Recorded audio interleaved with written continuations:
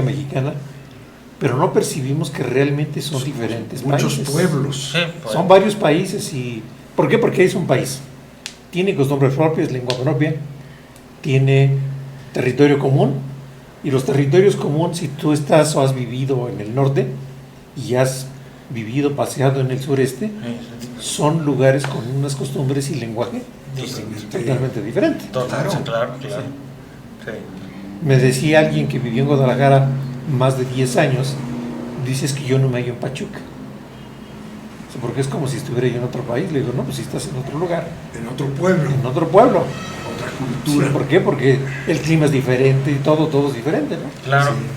Sin embargo, y justamente en este mes de septiembre celebramos la independencia de este país que le ha costado mucho trabajo, mucho esfuerzo consolidarse, y que bueno, lo trabaja en la cotidianidad con sus confrontaciones desde hace 2 siglos, un poco más de 2 siglos, porque recordemos que es el 16 de septiembre de 1810, en la madrugada, cuando el cura Hidalgo,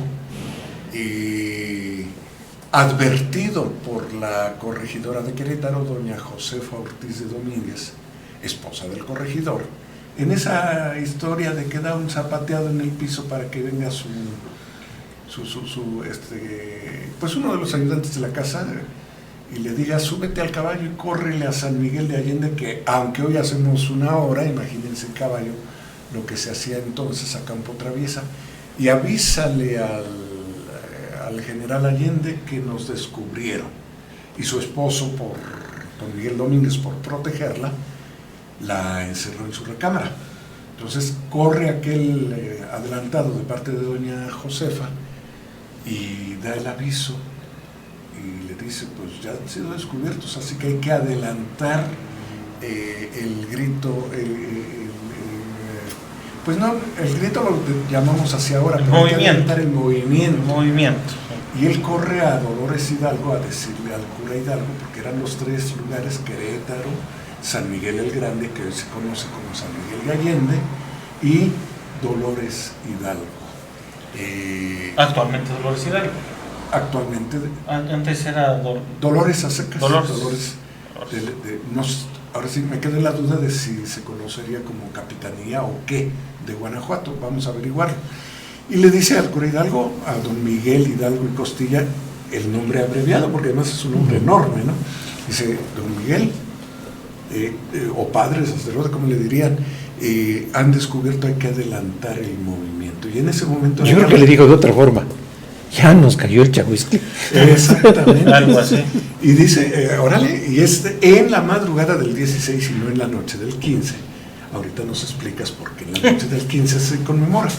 Y es en la madrugada del 16 cuando don Miguel Hidalgo toca las campanas, se para en el atrio de esa hermosa iglesia de Dolores Hidalgo y les dice, vámonos a arenga al pueblo. Hay 3 versiones diferentes de la arenga, pero todas son coincidentes, de que si decía viva Fernando VII en respuesta a la invasión de José Bonaparte, de Bonaparte su hermano, otra que si dijo muera los gachupines o no, pero en lo que sí coinciden, y esto lo dice... Muera el mal gobierno. Muera el mal gobierno. Viva Fernando VII. Viva Fernando VII y viva la libertad. Y estas 3 arengas las registra Lemoine, el doctor Lemoine, que dio clases en filosofía y letras, investigador, don Ernesto Lemoine. Entonces, y entonces sale con 600 personas que lo siguen y se va a un poblado que está muy cerca de San Miguel de Allende, que se llama Atotonilco, Guanajuato, hoy Guanajuato. Sí.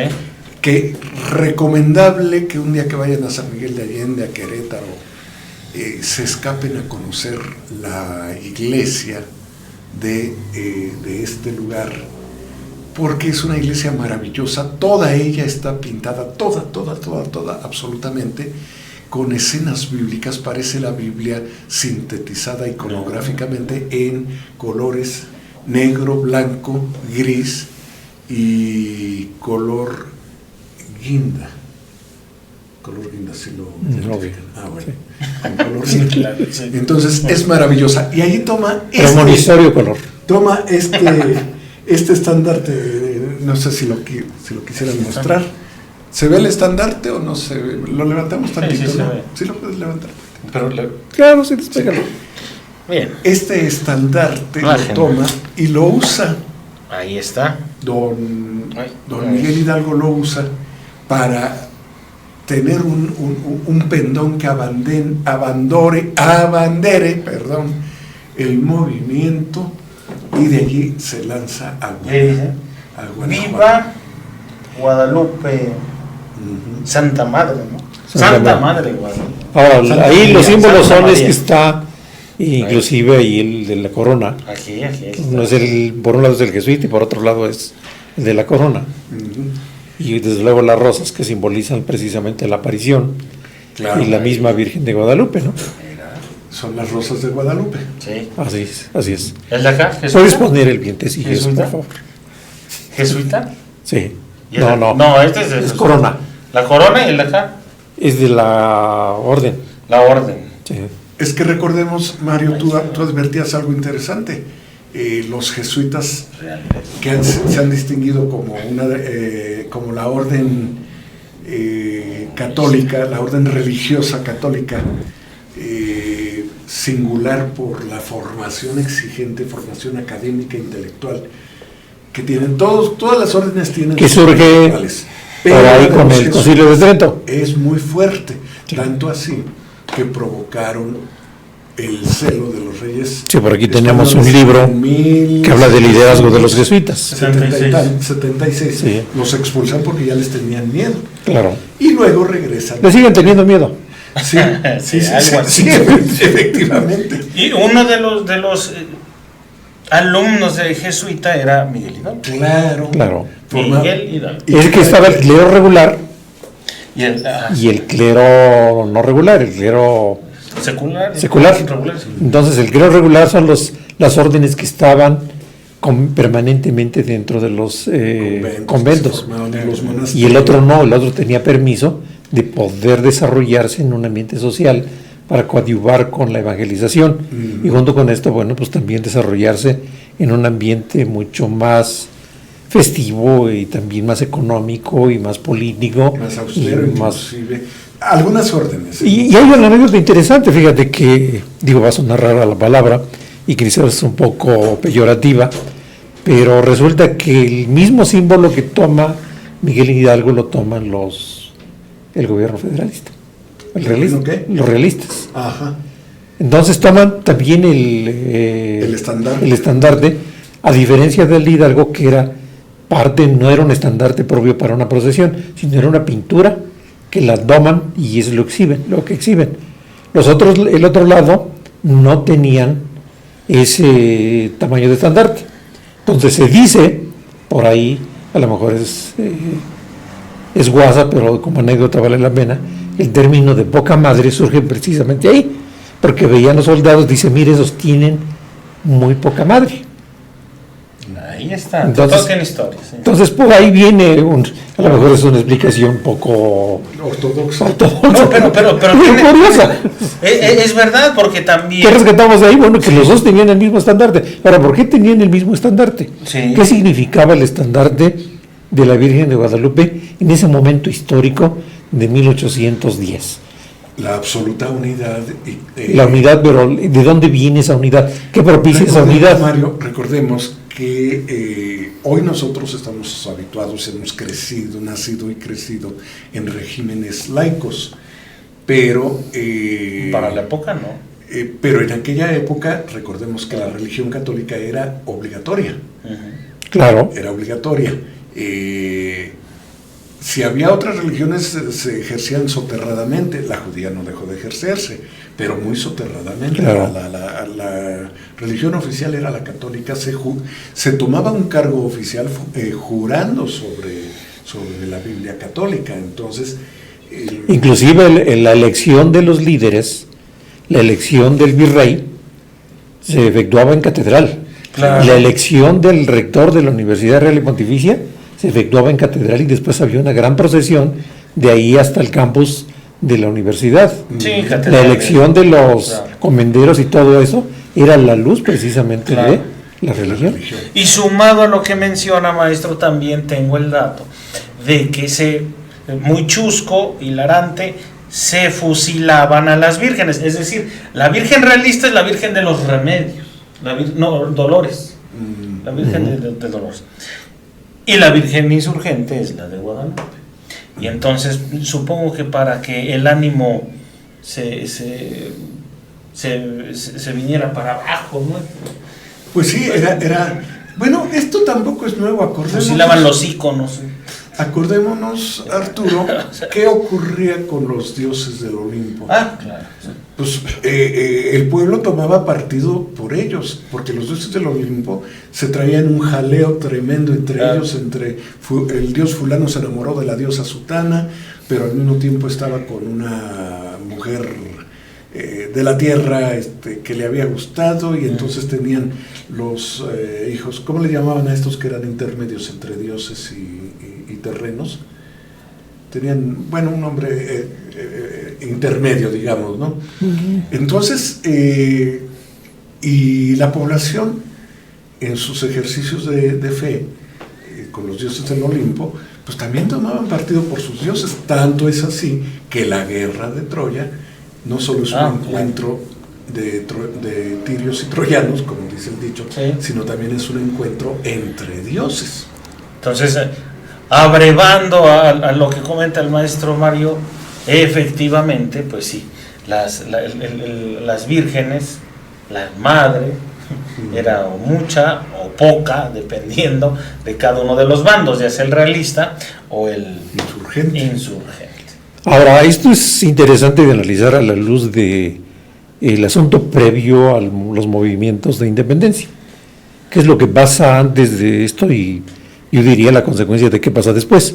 Lo que pasa antes es que estábamos felices y contentos muchos siglos, con la corona española, y resulta que la corona española estaba feliz, estaba comiendo cacahuates, comiendo palomitas ahí, feliz de la vida, ¿no? Y recibiendo toneladas de oro y plata. Sí, recibiendo toneladas de oro y plata, y se encuentra con que pues había sido diezmada por enfermedades o lo que hubiera sido la población en América, y estaban las minas de plata. Empieza todo esto, viene el sistema de patio, aumenta la producción de plata y se sofortan las manos. Se vamos a vender más plata, vamos a ser más ricos. Maestro me asustó, dijo, comiendo cacahuates, dije, ay, pero además, sí, entonces lo que sucede es que algo importante, creo que 1 o 2 siglos antes, viene la situación de que hay una economía boyante. Y resulta de que esa economía, se debe ver a la producción de la plata del sistema de beneficio que desarrolla Bartolomé de Medina. Aquí en Pachuca. Justamente en la Purísima Grande. En Purísima Grande. ¿Beneficios de patio? El sistema de beneficio de patio. Que algún día platicaremos de todo lo que esto significa. Como la zona de Loreto. Pero que es un método alquimista llevado a nivel industrial. Y que además duró hasta hace menos de un siglo. Duró 3 siglos más o menos la patente. Pero todavía en el siglo XX se aplicaba en algunos lugares a nivel mundial. Bueno, a lo que dices añado lo siguiente: España además no había sabido administrar su inmensa fortuna adquirida de las colonias iberoamericanas. La derrochaba.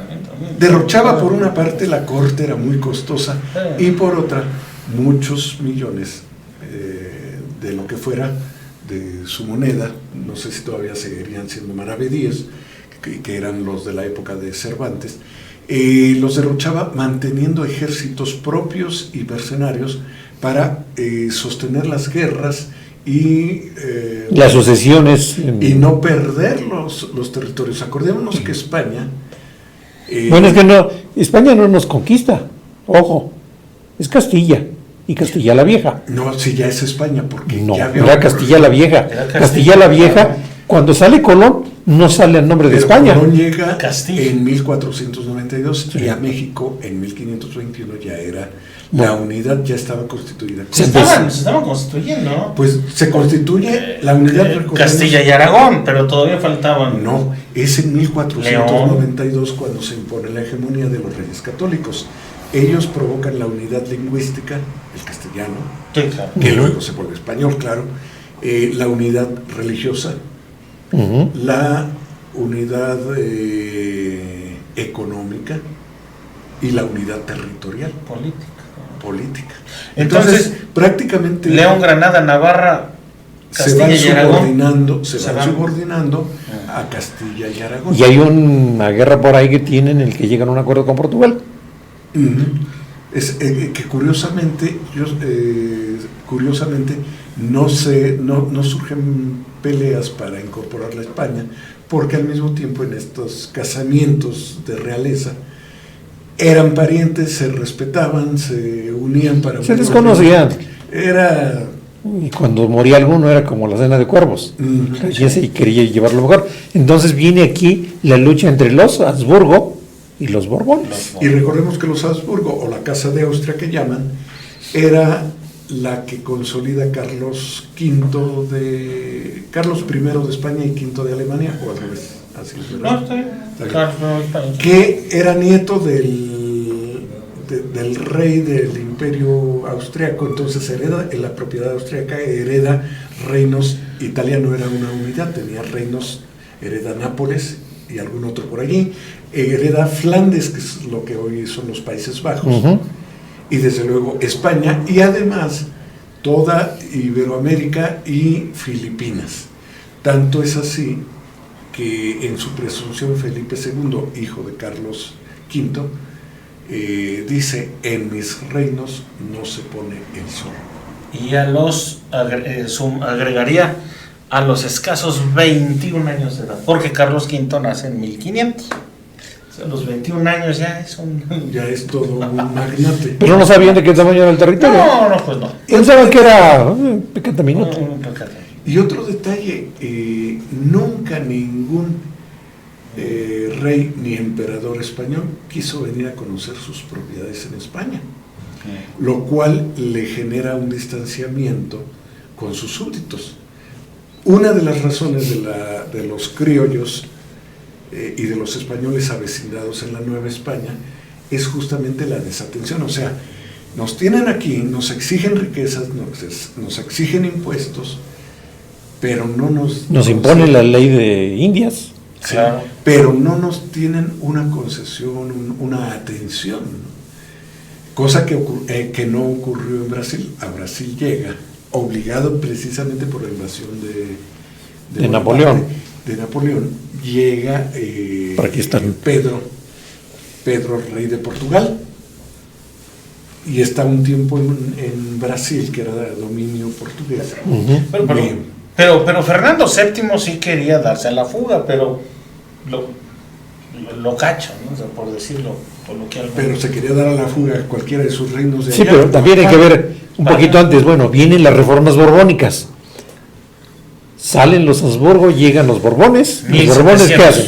Empiezan a hacer un conjunto de reformas borbónicas ya contaminado por toda la cuestión de esto que pasaba en Europa, de las grandes ideas de Kant y de todos ellos. Entonces, junto con todo esto, entonces trata de... ¿Contaminado o enriquecido? enriquecido, contaminado en ese momento, ¿no? Entonces resulta que aquí hay algo interesante, ¿no? No nos damos cuenta, pero teníamos rey. El rey de España fue de los primeros gobernantes de América. Ujú. Sí, ¿Sí? Hoy lo vemos a la distancia, pero realmente era el rey del antecedente de lo que hoy es América Latina.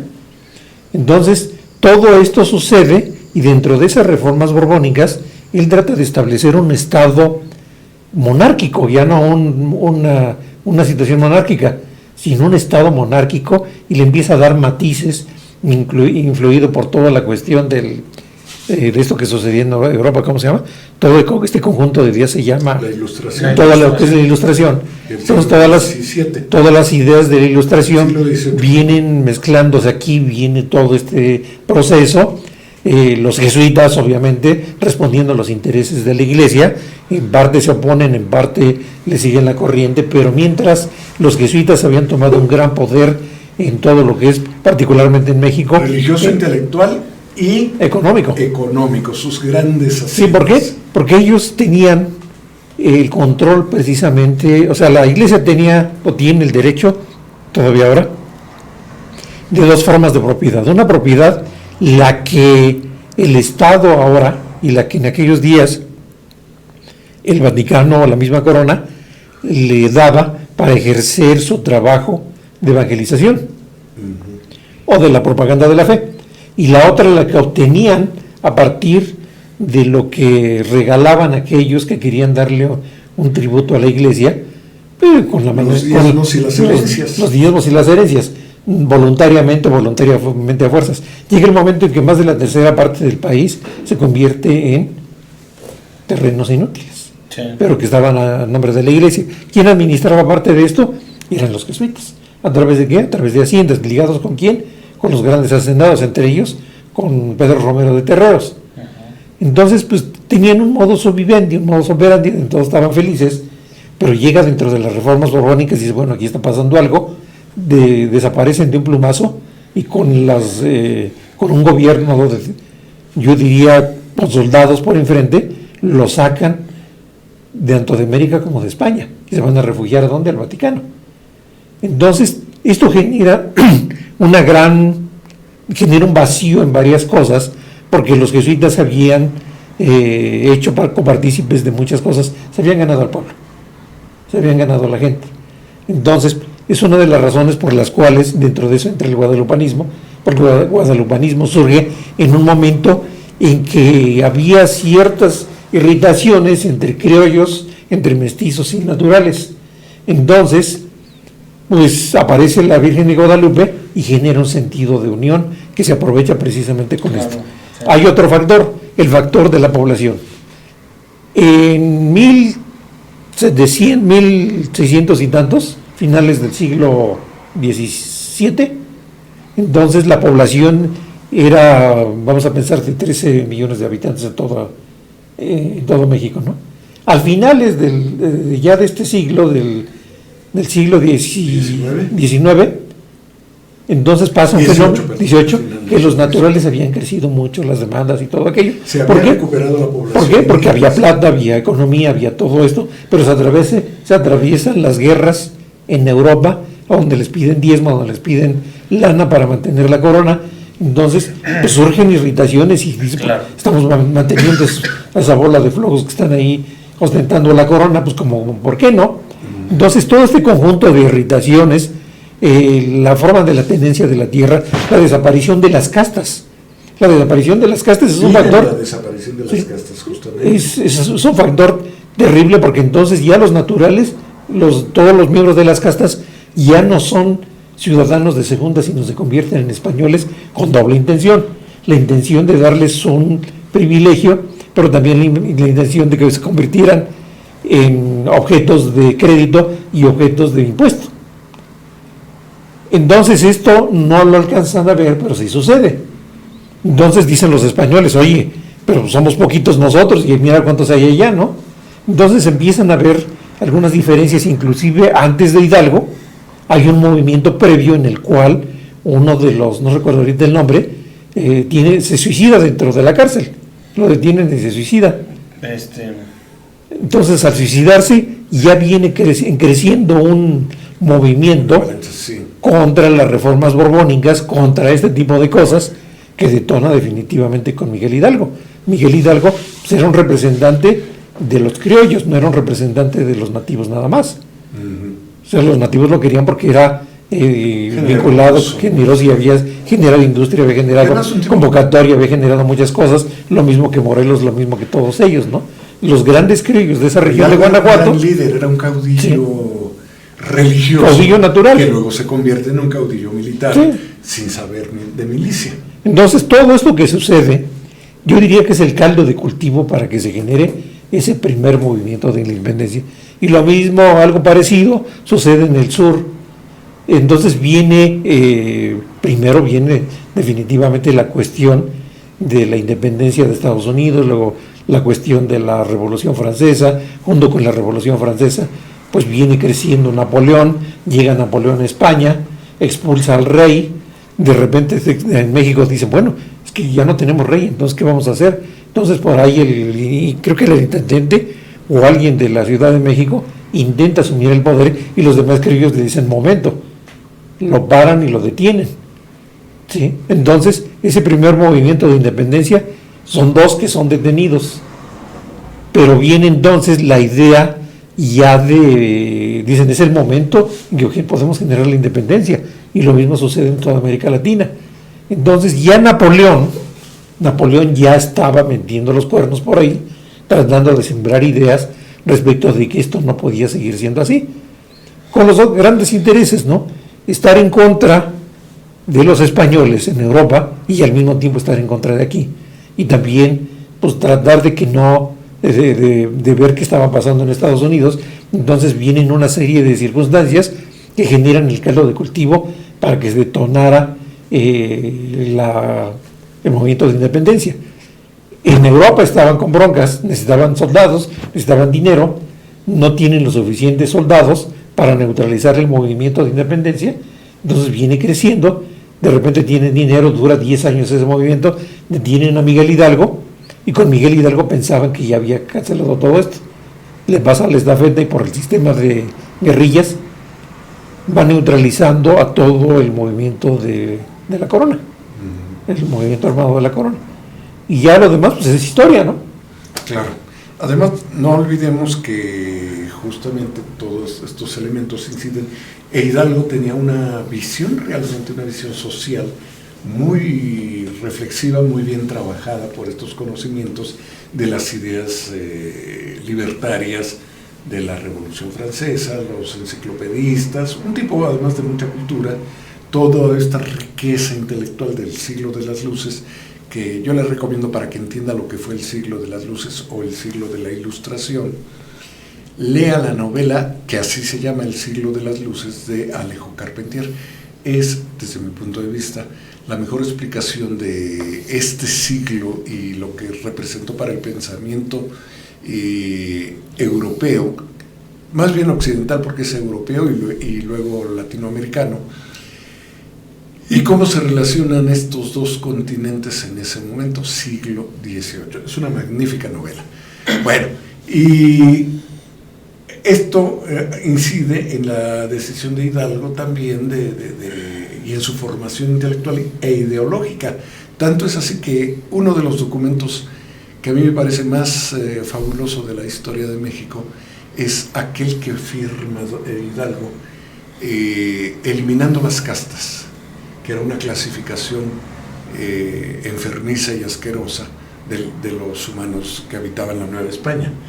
La eliminación de la esclavitud. Así es. Entonces no sé cuántos eran miles de negros que habían sido traídos durante la colonia con relativa clandestinidad, porque estaba prohibido, pero lo hacían, que habían sido traídos en calidad de esclavos de África a América y concretamente a la Nueva España, y también lo decreta, pero el documento es una maravilla. ¿Cómo se llama el documento, Arturo? El de Hidalgo, el que firma, donde cancela. Pues estaba en Guadalajara, ¿no? Sí, en Guadalajara es el que hace y empieza a incluso a abolir la esclavitud también. Sí. También empieza a abolir. Uh-huh. Vamos a buscarlo, es muy breve, pero es de una profundidad y de una humanidad extraordinaria. Los personajes a los que se refería el maestro Mario Velázquez era Francisco Primo de Verdad y Ramos. Exactamente. Fray Melchor de Talamantes y Juan Francisco Azcara. Que serían los tres primeros los posibles, los primeros posibles padres de la independencia. Así es. Así es. Sí, entonces aquí viene la pregunta, ¿no?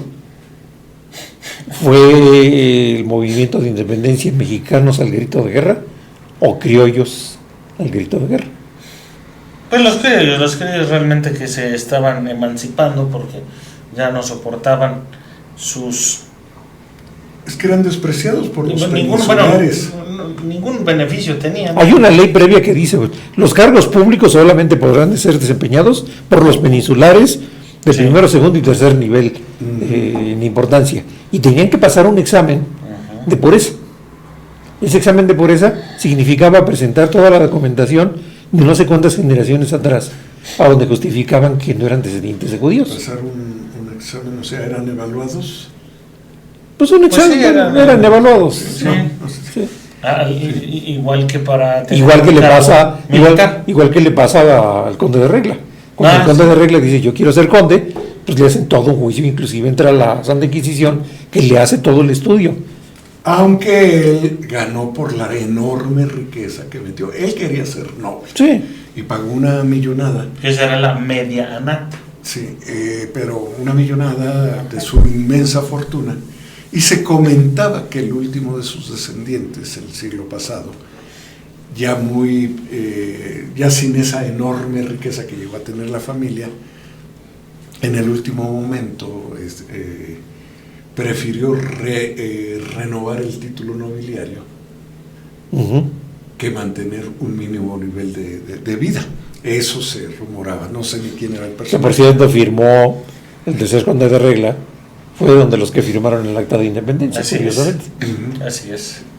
Entonces, bueno, ahora, algo interesante es que en la Guerra de Independencia se marcan 3 grandes momentos con 3 líderes. Hubo muchos líderes, muchos caudillos, pero el primer momento se marca por el liderazgo que ejercen Allende e Hidalgo tan fuerte que inclusive dentro de ellos hay conflictos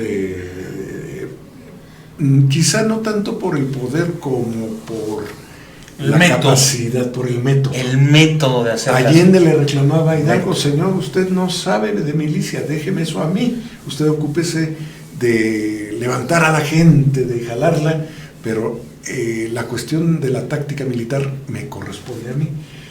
Hidalgo decía, no, yo soy, y sus conflictos eran cada vez más frecuentes y razonados. Allende le insistió en que no permitiera el pillaje cuando ganaban una ciudad, porque era el pillaje, el robo de las casas, como ocurrió en Guanajuato, desproporcionado, y la matanza ahí en la Lóndiga de españoles en el pueblo en general. Sí, en general. Ajá. Y luego que buscan la Lóndiga como si hubiera sido la Bastilla.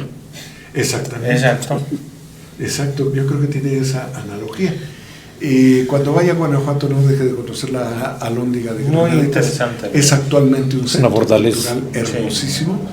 Bueno, y luego tienen 2 triunfos, Guanajuato y ¿cuál es el otro? El cerro, el Puente de las Cruces.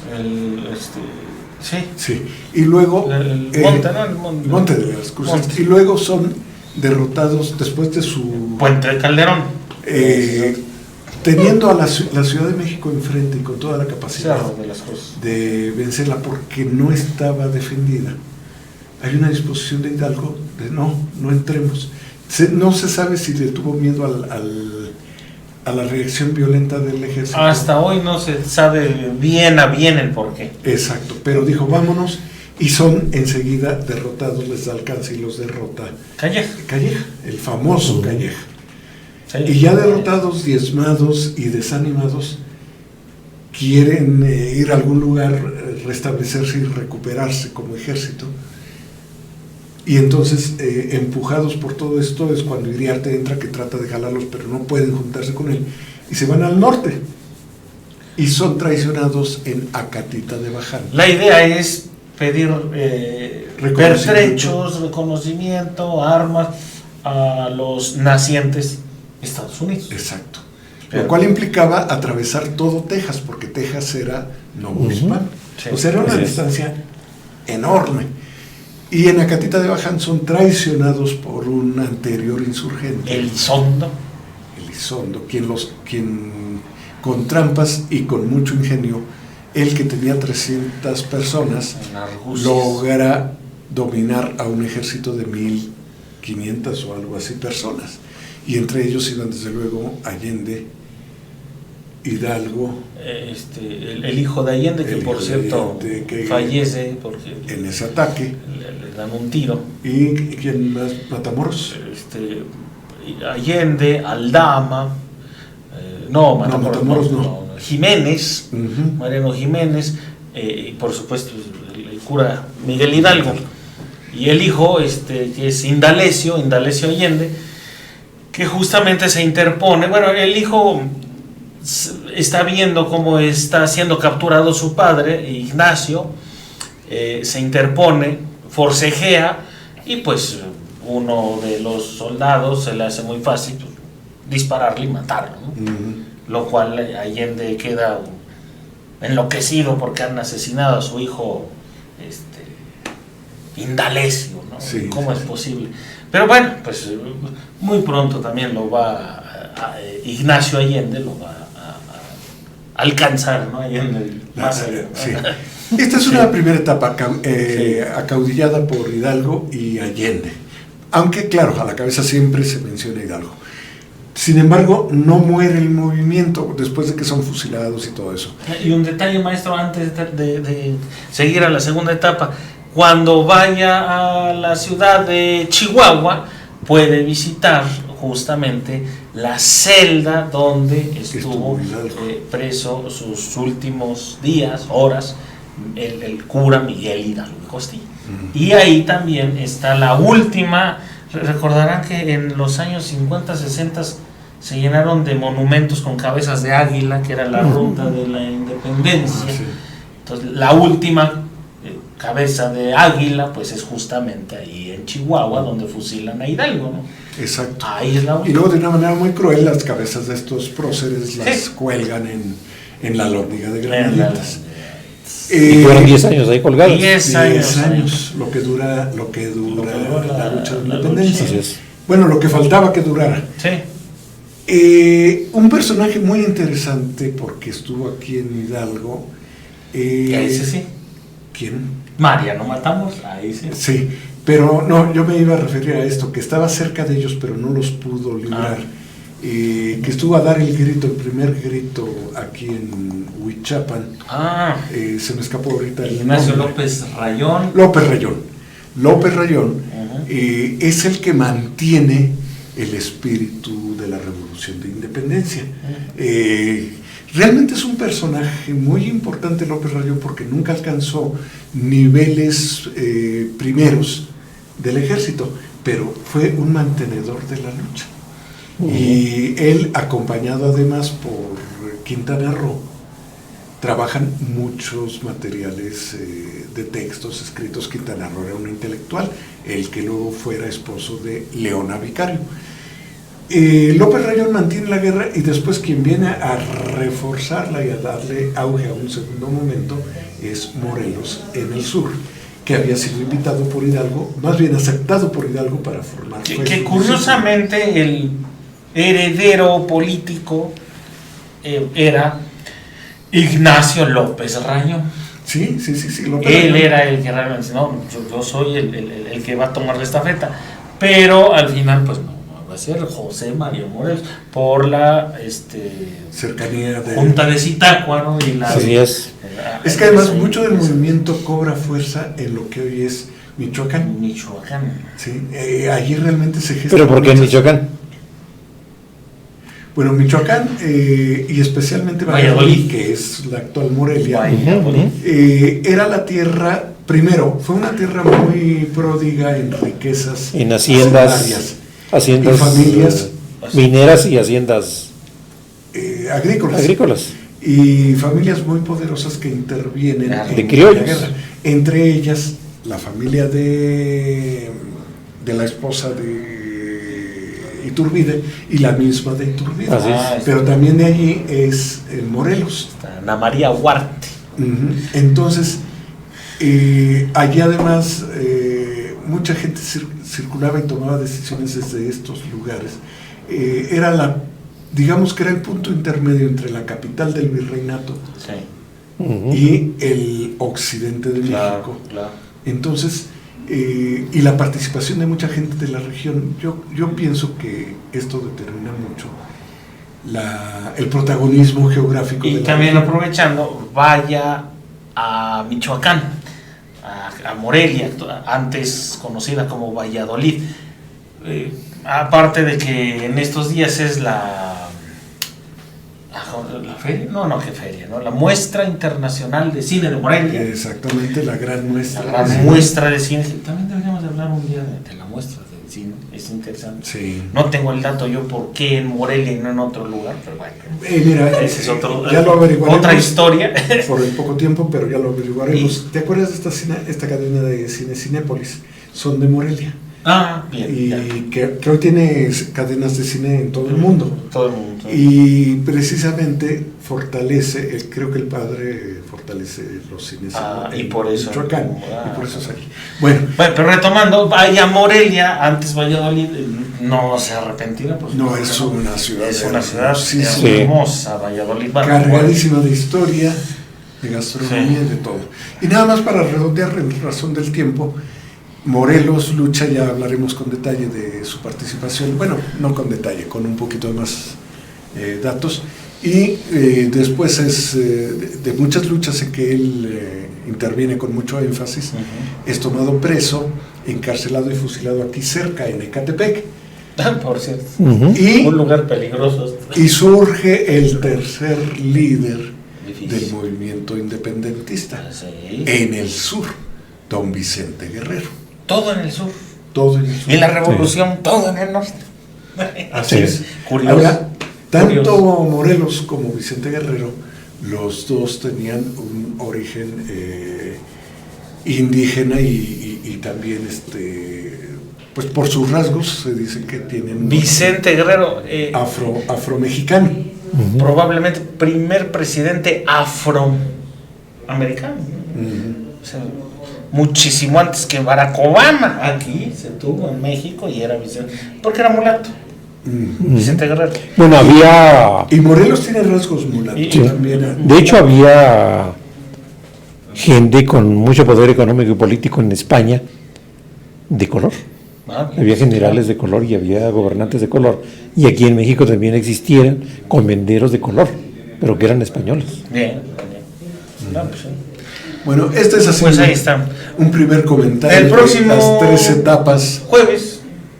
Continuamos la segunda etapa. Un poquito más, con más datos de la etapa de. Y hoy ya como corolario. De Morelos. 12 de septiembre, Día del Historiador. Felicidades a todos los amigos historiadores. Eso fue así como echarse. No. La emoción toda. No, felicidades, tú eres historiador. Gracias. Tú sí eres historiador, yo soy aficionado a la historia. No, pero sabe mucho, maestro. No, sigo siendo aficionado.